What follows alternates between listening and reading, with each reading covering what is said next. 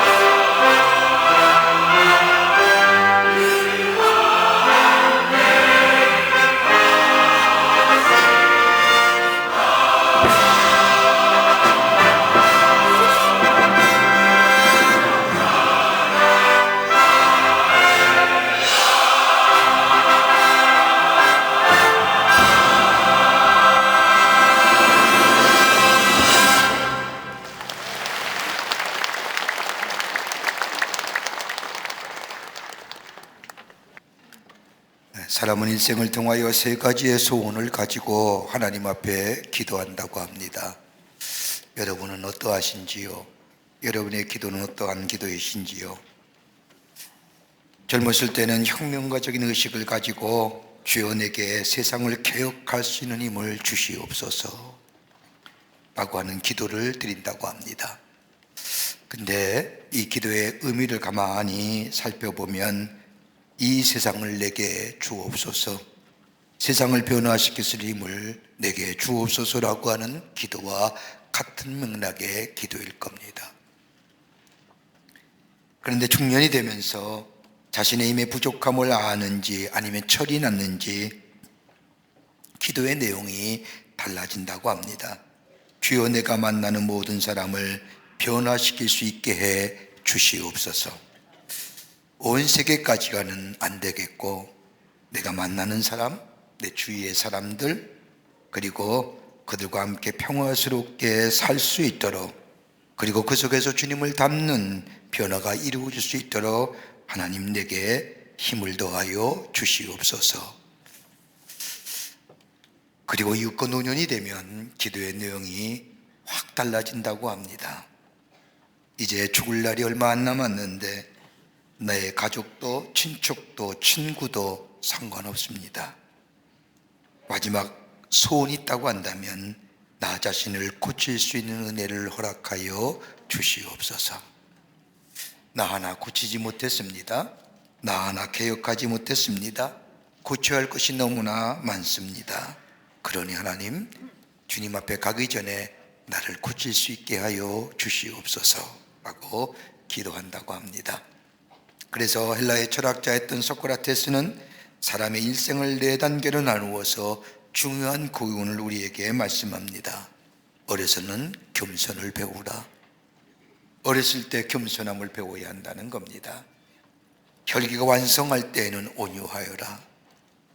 그리고 장년이 되어서는 공정해야 되며, 그리고 나이 들어서는 신중해야 한다는 겁니다. 우리가 살고 있는 지금의 사회를 여러 가지 사회학적 용어로 정의하지만 우리의 마음을 가장 아프게 하는 사회적 정의가 하나 있다고 한다면 다름이 아니라 분노의 사회라는 겁니다. 분노의 시대라고도 말합니다. 우리 곳곳에서 일어나는 수많은 분노의 말들, 사건들을 바라보면서 우리의 마음이 얼마나 안타까운지 알 수가 없습니다. 여러분, 분노는 하나님이 우리 인간에게 주신 여러 감정 가운데 하나가 분노입니다. 여러분, 분노가 어느 때 일어납니까? 그냥 아무 이유 없이 일어나는 분노는 없을 겁니다. 아마 대체로 우리가 일어나는 분노의 모습들은 우리가 고통스럽다고 생각할 때에, 우리가 죄악이라고 생각할 때에, 정의롭지 못하고 생각할 때에, 의롭지 못하고 생각할 때에 우리 안에 일어나는 감정이 분노입니다. 그런데 우리 하나님은 우리를 향하여 의를 위하여 일어서되 분노함으로 죄짓지 말아야 한다고 말씀합니다. 아무리 건설적이며 의로운 분노라 할지라도 그것을 즉각적으로 발산하지 말고 천천히 바라라고 말씀합니다. 야고보서 1장 19절과 21절의 말씀을 보면 사람마다 듣기는 속히 하고 말하기는 더디하며 성내기도 더디하라. 사람이 성내는 것이 하나님의 의를 이루지 못함이라. 그러므로 모든 더러운 것과 넘치는 악을 내어버리고 너희 영혼을 능히 구원할 바 마음에 심어진 말씀을 온유함으로 받으라 라고 말씀합니다. 다시 말한다면 분노를 그치고 온유한 자가 되라는 겁니다. 그런데 여기에 어떻게 온유한 자가 되느냐? 마음에 심어진 말씀. 여러분, 마음에 심어진 말씀이 뭐가 될까요? 요한복음의 표현에 의하면 진리가 되시는 그 말씀을 받아들임으로 인하여, 예수님으로 인하여 온유함을 받으라는 겁니다. 여러분, 짐승도 길들여지면 온유하다고 말합니다. 사람도 좋은 성품을 가리켜, 좋은 성품의 사람을 가리켜 온유한 사람이라고 말합니다. 여러분, 하나님에 대한 말씀도 하나님을 겸손한 하나님이라고 말하지 하지 않습니까? 누가 어떤 사람이 우리 하나님은 겸손해 라고 얘기하는 사람 없을 겁니다. 우리 하나님 어떻게 해요? 온유하신 하나님.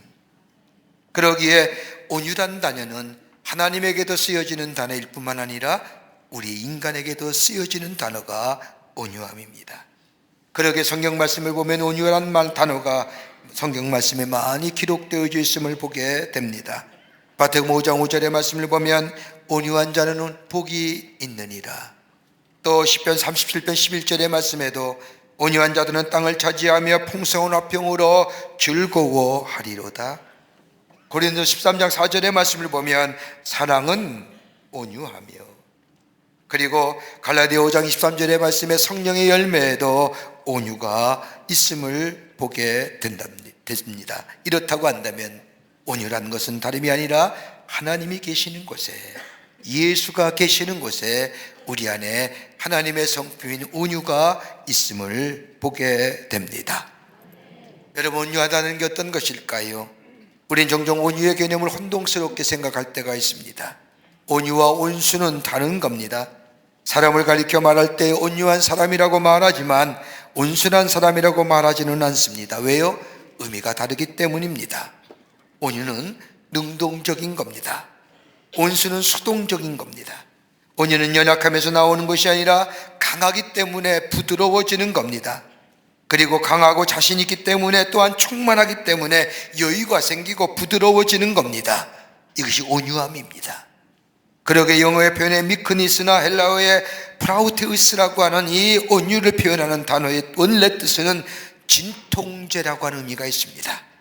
아프고 쑤시다가도 진통제를 먹거나 맞으면 통증이 사라지는 것처럼, 아주 부드럽게 되는 것처럼, 바람으로 말하면 거친 바람이 아닌 미풍과 같이 우리의 마음속에 조용히 불어오는 바람처럼 사람의 마음과 기분을 평안하게 만드는 것이 바로 온유함이라는 겁니다. 여러분, 온유함은 힘이 없는 게 아닙니다. 비겁해지는 것도 아닙니다. 온유함은 힘이 없어 비겁해지는 것이 아니라 오히려 내면의 강함이 우리 안에 부드러움으로 드러나는 것이 바로 온유함입니다. 지금의 시대를 분노의 시대라고 말하지 않습니까? 여러분, 어떻게 보면 지금의 세대의 분노라는 현상은 이상이 아닌 정상일지도 모릅니다. 분노하며 다른 사람들을 공격하며 모욕을 주고 벌을 주려는 이러한 것들, 마치 우리의 요구들을 채워주는 감정적인 음식이 되어버렸습니다. 분노 속에 담겨있는 흑백의 논리, 폭력과 갈등과 조급함과 원함과 흥분과 분노와, 이것이 마냥 우리의 삶 속에 것으로 자리 잡아버린 지금의 시대. 근데 오늘 우리 주님은 온유하라고 말씀합니다. 내게 와서 온유함과 겸손함을 배우라고 얘기합니다. 더 나아가 온유한 자가 땅을 차지할 것이라고 말씀하십니다. 사랑하는 여러분, 하나님 우리를 부르신 이유가 어디 있을까요? 우리 주님이 우리를 이 땅에 오셔서 화목케, 하나님과 화목케 하신 것처럼 우리에게 화목케 하는 직책을 주셨는데, 내가 있는 곳에 나로 인하여 다른 사람과 화목하는 화목의 놀라운 직책을 우리에게 주셨는데, 그걸 위해서 우리에게 가져야 할 하나님 나라의 거룩한 성품이 무엇일까요? 오늘 성경은 온유라고 얘기합니다. 온유할 때에 우리 안에 내면의 강함과 더불어 드러나는 부드러움이 우리 가운데 있게 될 때에 이 땅에 하나님 나라가 세워질 뿐만 아니라 주님이 우리를 부르신 부름의 사명을 감당할 뿐만 아니라 이 땅에 화평의 역사를 놓아가는 귀한 하나님의 사람으로 살아가게 될 뿐 아니라 땅을 차지하는 하나님의 축복이 우리 가운데 임하게 됩니다. 어떻게 하면 우리에게 온유의 성품을 가질 수 있을까요? 하나님 나라의 성품. 함께 말씀을 나누며 은혜 받기를 원합니다.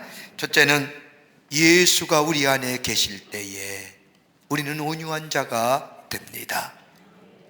다른 면을 바라면 예수의 사랑이 내 안에 계실 때에 우리는 온유한 자로 온유함이 있어지게 됩니다. 오늘 본문의 말씀인 마태복음 11장 29절의 말씀을 보면, 나는 마음이 온유하고 겸손하니 나의 멍에를 메고 내게 배우라, 그리하면 너의 마음에 쉬움을 얻으리라고 말씀합니다. 우리 예수님의 마음은 온유하고 겸손하시다고 말씀하십니다.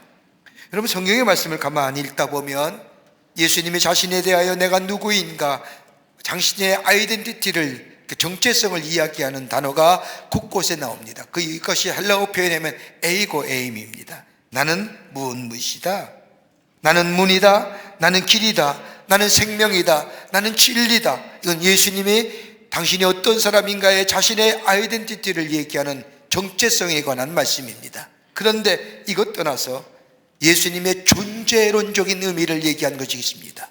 난 어떤 존재냐? 딱 오늘 성경에 마태복음 11장 29절에 나오는 말씀입니다. 나는 온유하고 겸손한 자다라고 하는 겁니다. 우리 주님이 우리를 향하여 나는 온유하고 겸손함이라고 얘기하시면서, 그래서 너희가 내게 와서 이 온유함을 배우라고 말씀하십니다. 자마이카 선교하는 선교사가 그 나라 원주민들에게 온유한 자가 무엇인가, 누구인가에 대해서 가르치면서 원주민들에게 물었다고 합니다. 당신들의 언어에서의 온유란 말은 무슨 뜻으로 해석이 됩니까? 라고 말하자 어떤 한 원주민이 이야기하기를, 산한 물음에 대하여 부드럽게 대답하는 것이 온유함입니다 라고 설명하더라는 겁니다. 선교사는 여기서 많은 것을 배웠습니다. 아주 격한 말로 내게 질문해 올 때에 내게 아주 부드럽게 대답하는 자. 여러분, 가능해요? 안 그러잖아요. 한 톤만 높아도 같은 톤으로 대답하지 아니면 한 톤으로 더 높여서 얘기하잖아요. 우리의 삶이 그런 거. 근데 온유함은 것이 아니라 내게 아주 격한 말로 내게 질문해 올 때에 내가 아주 부드럽게 대답하는 것. 여러분, 온유한 사람에게서 온유하다는 것은 온유가 아닙니다. 격하고 과격한 사람 앞에서 부드러워지는 것이 온유함입니다. 여러분, 분명한 것이 한 가지의 분명한 사실이 있다고 한다면 인간의 기본적인 성품인 온유가 타락함으로 인하여 우리 안에 이것이 잊어버렸다. 인간의 타락함으로 인해 가장 인간이 가져야 할 기본적인 성품인 하나님도 가지고 계시고 우리 인간에게도 주신 이 온유함을 잃어버렸다는 겁니다. 그러기에 이 온유함이 우리 안에 있어지기 위해서는 내가 한순간에 예수 믿어서 이 온유함이 내게 있어지는 것이 아니라 예수가 내 안에 주인 되시고 내 삶의 인도자가 되심을 고백하며 그 예수의 사랑 안에 거하게 될 때 우리 안에 온유함이 만들어지고 온유함이 성장되어지고 온유함이 내 속에 있어짐으로 인하여 내 안에 강함과 더불어 드러나는 것들이 부드러운 삶의 모습으로 변화되는 역사가 있게 된다는 겁니다. 그렇다고 한다면 온유는 중생함으로 인하여 성화의 과정 속에 얻어지는 열매입니다. 여러분, 하루아침에 온유해지십니까? 안 그래요. 예수가 내 안에 계실 때에, 예수님이 내 삶의 주인 되심을 고백할 때에 내 안에 예수의 성품인 온유함의 역사가 내 안에 있게 됩니다. 여러분, 예수님이 이 땅에 계시면서 하나님 나라의 복음을 전하실 때에 예수님의 복음을 전하실 때 얼마나 그 복음의 역사가 능력이 있었는지 모든 사람이 예수님의 그 복음 논람을 보고 그 말씀에 권위가 있음을 보았다는 겁니다. 하나님 나라의 복음을 전하시는 예수의 모습, 권위가 있으셨습니다. 그런데 여러분, 그 권위의 모습이 저 약한 자들과 그리고 저 어려운 자들을 바라볼 때 우리 예수님이 권위가 있었나요? 그들을 위로하셨잖아요. 다른 사람은 뭐라 해도 저 어렵고 힘들어하는 자, 저 약한 자들, 낙심한 자들, 그 거대 모습만 보는 것이 아니라 저들의 사회적 지위만 보는 것이 아니라 저 사람 안에 있는 내면적 가치에 우리 주님이 주목하셔요.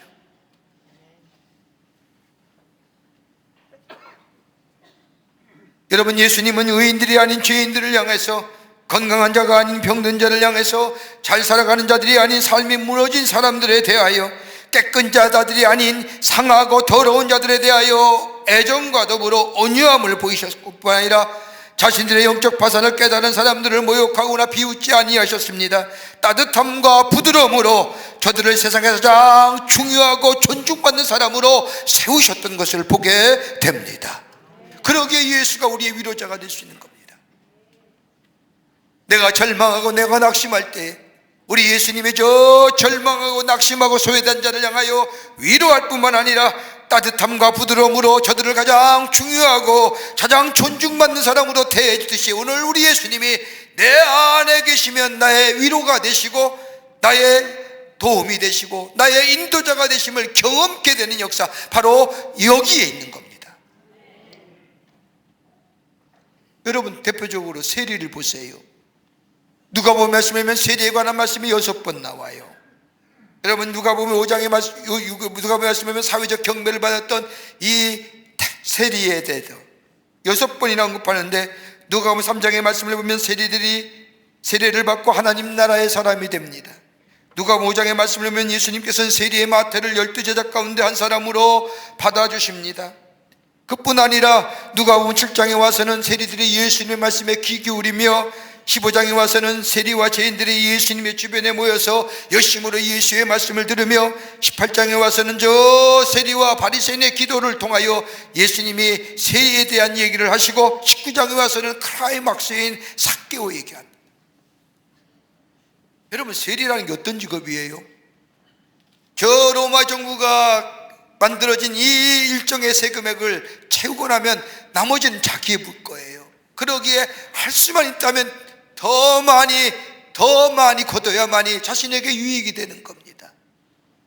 동족의 아픔이나 이웃의 힘듦을 아랑곳하지 아니하고 어떻든지 열심으로 세금을 걷어서 로마의 정부에 내고 나머지는 자신의 것으로 만들기에 사람들에게 매국노여 정말로 사람들에게 손가락질 받고 조랑받고 돈밖에 모르는 수준을 하고 손가락질 받았던 사람들이 그 당시에 세리입니다.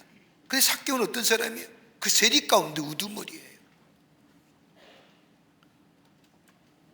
자신이 아브라함의 사람이요 하나님의 사람인 걸 자기의 정체성에 흘러낸 사람이에요. 워낙 사람들에게 손가락질 받으며 사니 고독한 존재요, 외로운 존재요, 관계성이 단절된 존재요. 다른 사람을 향하여 다른 사람들은 하나같이 다 돈은 있는지 모르지만 손가락질 받았던 이 삭개오, 예수님이 지나간다는 소식을 듣고 예수를 만나면 문제가 해결된다는 이야기를 듣고 행여나 예수를 좀 만나볼까 싶고 저 뽕나무에 올라갔다가 예수님과 눈이 마주치잖아요. 그때 예수님이 내려오라 하시고 내가 너를 너 집에 유하여겠다고 말씀하시며 삭개오의 집에 들어갑니다. 세리의 우두머리예요. 수많은 사람들이 예수님의 이러한 모습을 보고 저 뭐 하려는 거냐, 저 왜 저기 들어가느냐 야구 얘기 수군거리지만 주님은 아랑곳하지 아니하고 그 속에 들어가 삭개오 앞에 하나님의 말씀을 전할 때 삭개오가 예수님 앞에 고백하지 않습니까? 내가 남의 것 토색한 것이 있으면 내가 4배로 갚겠습니다. 여러분, 그 재산이 어떤 재산인데, 어떤 재산인데, 어떻게 모은 건데, 온갖 욕은 다 받으며 비난받으며 매국노여 저거는 흡혈귀 같은 자요 온갖 소리와 조롱을 다 들으면서 돈만 있으면 내가 살 수 있다고 해서 그 벌었던 돈인데 그걸 다른 사람에게 뺏은 거 있으면 4배를 갚겠다고요? 자기 그 정보 아니라는 거죠.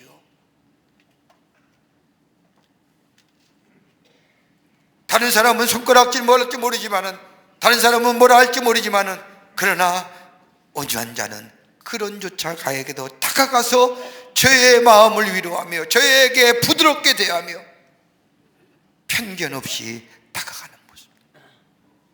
그러기에 예수의 마음이 우리 안에 있게 되면, 예수님이 내 안에 계시게 되면 나는 온유한 자로 한 발자국 한 발자국 온유한 자의 성품으로 변해지는 역사를 경험할 뿐만 아니라 나로 인하여 화목해 되는 역사, 나를 통하여 하나됨의 역사, 내가 있는 공동체 속에 평화의 역사를 이루어가는 하나님의 사람으로 하나님의 나라를 건설하는 자로 살아가게 되는 줄 믿습니다.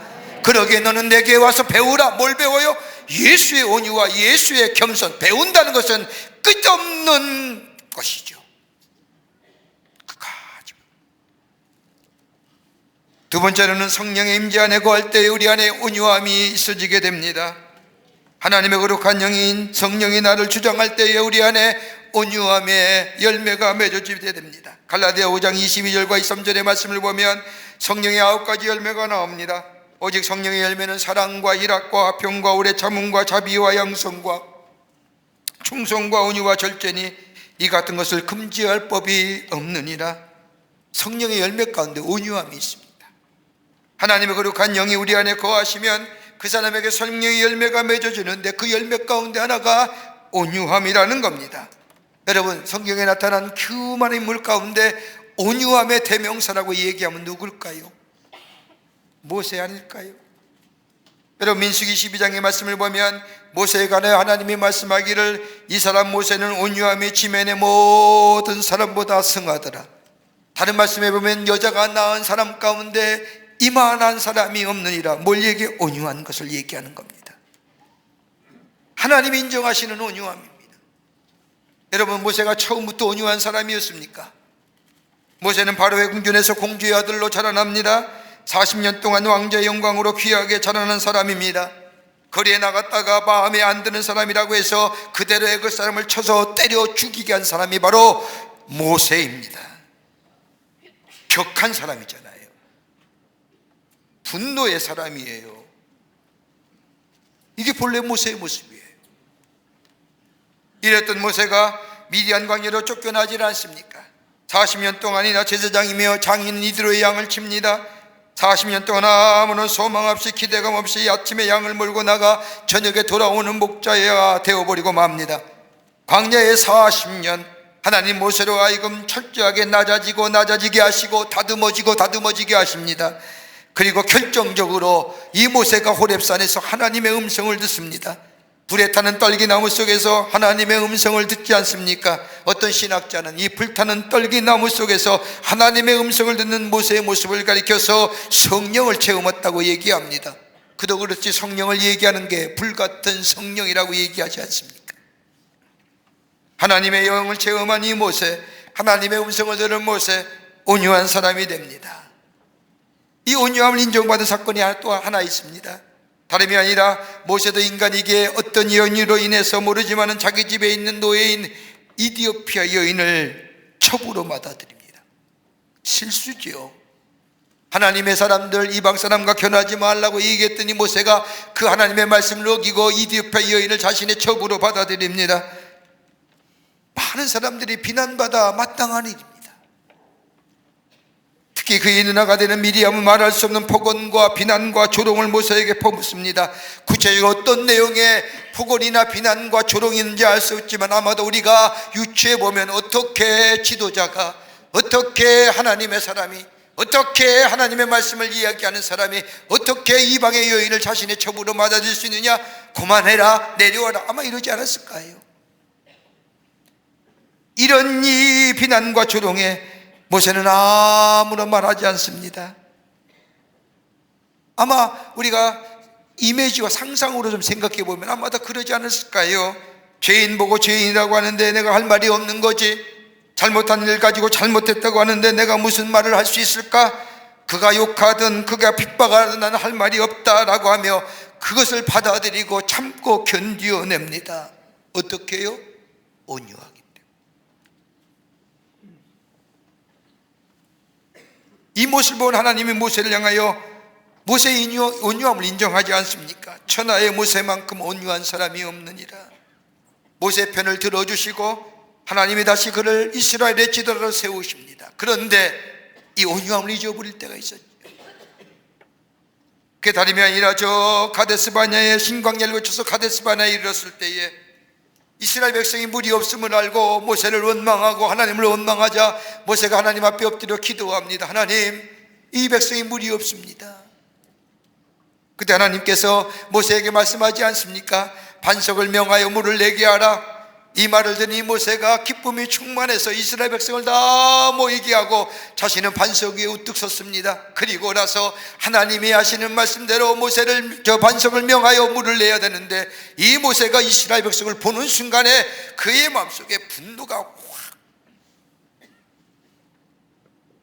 내가 지들을 위해서 어떻게 했는데, 지들을 위해서 어떻게 여기까지 왔는데 나보고 뭐 어쩌고 저쩌고 저쩌.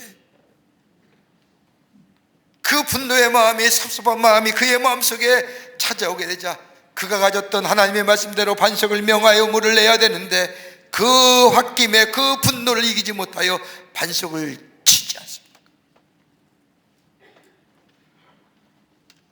물이 솟아나왔지요. 백성의 갈증을 채워줬습니다. 그런데 하나님은 저 백성에게, 이스라엘 백성에게 앞에서 모세에 대하여 말씀하지 않습니까? 내가 나를 믿지 아니하고 이스라엘 자손의 목전에서 나의 거룩함을 드러내지 아니한 고로 내가 그들에게 준 땅으로 인도하여 드리지 못하리라. 하나님의 거룩성이에요. 말씀의 거룩함이에요. 여러분, 말씀을 어기는 것은요, 말씀의 거룩성이 사라진 거예요.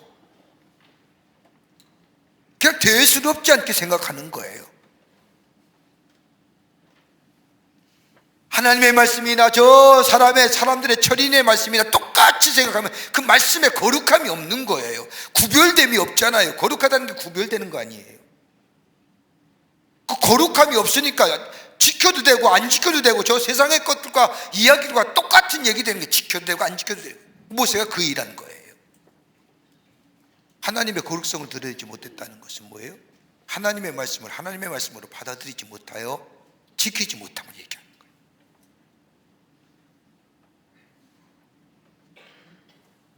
그리고 뭐예요?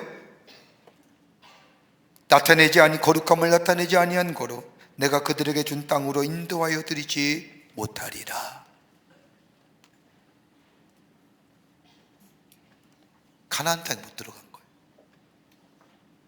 얼마나 들어가고 싶은 땅인데 어떻게 여기까지 왔는데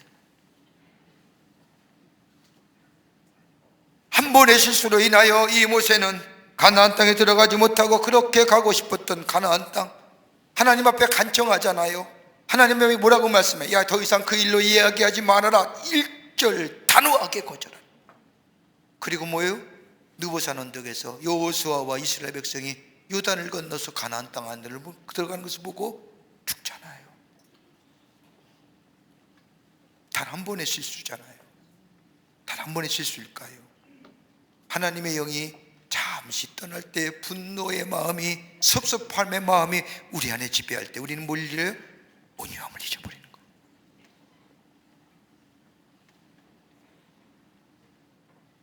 여러분, 온유함이란 지식이나 경험이나 지위에서 나오는 것이 아닙니다. 하나님의 거룩한 영이 우리 안에 임하게 될 때에 온유한 자가 됩니다. 성령을 구하고 성령 안에 거하는 자, 이 안에 온유한 열매가 맺어지게 되고 이것을 나로 하여금 새롭게 만들어주며 나로 인하여 이것을 통하여 옛 성품을 꺾으시고 우리의 삶을 인도해 주시고 하나님의 거룩한 영이 나의 마음과 생각을 주관하게 될 때 여기에 바른 분별력과 판단력이 생길 뿐만 아니라 다른 사람을 생각할 수 있는 마음이 생겨요. 다른 사람에 대한 뭐요? 배려의 마음이 생겨요. 성령이 내 안에 임재하시어 날 이끌어갈 때에 우리 안에 온유한 자, 하나님의 거룩한 성품이 내 안에 있어지게 되고 내가 주님과 동행하는 삶이 될 때에 그 온유의 성품이 내 안에 깊게 뿌리지 않죠. 그래서 주의 주신 사명이 화목케 하는 직책의 사명, 우리야 주님이 온유한 자로 하나님과 우리를 화목케 하신 것처럼 우리 안에 이 하나님의 영을 통하여 온유함이 내 안에 있게 될 때에 땅의 화목의 역사, 하나됨의 역사를 이루어가는 하나님의 나라의 백성으로 선한 영향력의 주인공 되는 삶으로 살아가게 되는 줄 믿습니다. 끝으로 온유한 자는 땅을 차지합니다. 여기 오늘 본문의 말씀을 보십시오. 오늘 5장 5절의 말씀을 보면 온유한 자는 복이 있나니 그들이 땅을 기업으로 받을 것이며 라고 말씀합니다. 시편 37편 11절 말씀에도 오직 온유한 자는 땅을 차지하며 풍부한 화평으로 즐기리로다. 여러분, 온유한 자가 땅을 차지한다는 것, 여러분, 땅을 기업으로 얻는다는 것은 영어의 성경의 표현을 보면 뭐예요? ownership입니다. 땅을 내 소유로 삼고 그것을 즐긴다는 거예요. 그러니까 주인의식, 주권의식 가지고 사는 거예요. 소유의식이 아니에요. 땅을 차지한다는 개념은 소유의 의념이 아니라 주권적인 개념을 말하는 겁니다. 유업의 개념입니다. 내게 하나님이 허락하신 겁니다. 우리 가정에게 주시고 기업에 주시고 건강을 주시고 땅을 주시고 소유의 개념으로 차지한다는 것이 아니라 다스린다는 것이요, 주인으로서 다스리게 하신다는 겁니다. 이게 차원이 다른 거예요. 소유의 개념이 아니라, 여러분, 건강도 하나님이 내게 주셔야만이 건강하잖아요. 믿으십니까? 재물도 하나님이 주셔야만이 내게 재물의 축복이 있는 겁니다. 그런데 그 재물이 내 소유라고 한다면 이 재물에 자유함이 없는 거예요. 근데 하나님이 내게 맡겨주신 것이라고 하는 이 오너십이 있으면 이 재물에 자유함이 있어요. 왜요? 내가 잠시 내 땅에 사는 동안 맡겨주신 것이고 내 생명이 다하는 날 주님이 다시 가져가실 거기 때문에. 좀 외람된 말씀이지만 요즘 여기 많은 분들이 건강을 위해서 운동하실 거, 걷기 운동을 하세요. 저도 좀 이렇게 걷다 보면 요즘 새로운 트렌드가 있어요. 성품적인 트렌드. 맨발로 걷는 거예요. 나는 아프리카 토인인 줄 알았어요. 왜 벗어요? 쓸데없이. 그리고 바닥을 맨발로 걸어요. 그래서 왜 그러냐고 했더니 요즘 매스컴에서 맨발로 걷는 것이 건강에 좋다고 이렇게 얘기하니까 너도 나도 벗는 거예요. 근데 그럴 때마다 꼭 방송에 꼭 나오지요. 이거는 전문가의 의견이 아니라 개인적인 의견입니다. 뭐 이렇게 해서 다 복부 걸어요. 여러분 그렇다고 해도 건강해질까요? 물론 건강한 것일 때 되겠죠. 근데 그것이 정말로 건강을 내가 누리며 사는 삶일까요? 건강에 속박되어 사는 삶. 내가 건강을 누리며 사는 오너십의 삶일까요? 아니면 건강에 사로잡혀 사는 소유의 개념으로서의 삶이 아닐까?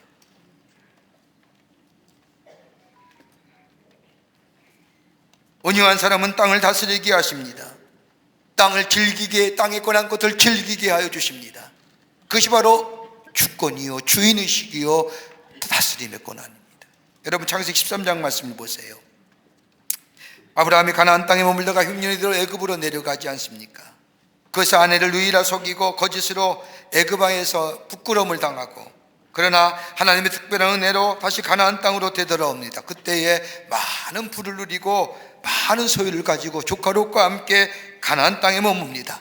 하나님이 아브라함에게 축복하여 주셔서 아브라함의 재산도 늘 뿐만 아니라 조카 롯의 가족도 재산이 늘게 되자 서로 목축 때문에 인하여 아브라함의 종들과 롯의 종들이 싸웁니다. 불화 때문에 견딜 수 없었던 이 아브라함은 조카 롯을 불러내어 가장 그 지역의 높은 산에 올라가 이야기합니다. 내 앞에 온 땅에 있지 아니하냐? 나를 떠나가라. 내가 좌하면 나는 우하고 내가 우하면 나는 좌하리라. 이 말을 들은 롯이 눈을 들어 저 요단 지역을 바라보니 소알까지라고 한 지역까지 물이 넉넉하고 마치 롯이 보기에 여호와의 동산 같고 비옥함이 애굽 땅과 같으니 롯이 요단의 지옥지역을 택하고 동으로 떠나갑니다. 그리고 아브라함은 뭐예요? 가나안 땅에 거주하지요. 롯이 멸망당했던 저 소돔과 고모라 땅에 거주하게 됩니다. 어떻게 됐을까요?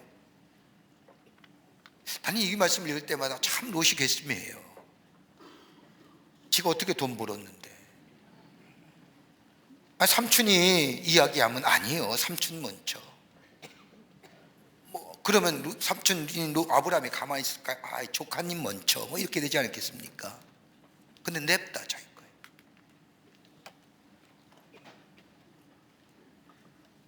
종국이 어떻게 됐을까요? 아브라함의 소유는 완전히 아브라함의 소유가 되었지만 롯의 소유는 뭐예요? 소돔과 고모라 땅이 멸망당할 때에 완전히 잃어. 아브라함에게 근심이 있었습니까? 아브라함은 근심이 없었어요. 롯에는 근심이 많았습니다. 아브라함은 비옥하지는 않았지만 화평함으로 가나안 땅을 선택합니다. 적지만 아브라함은 평화를 선택하고 그 적은 것으로 만족합니다. 더 나아가 마음의 평화를 이룹니다. 뭐가요? 오너십이에요.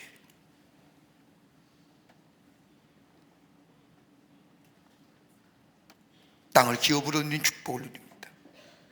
그러나 롯은 요단 땅이 비옥하기에 마치 하나님의 동산 같고 애국과 같은 땅을 선택했지만 결국엔 다 잊어버립니다. 뭐예요? 소유가 그를 지배하는 거예요. 그러기에 땅을 차지한다는 게 이 개념입니다. 내게 주신 분기단에서 내가 마음껏 누립니다.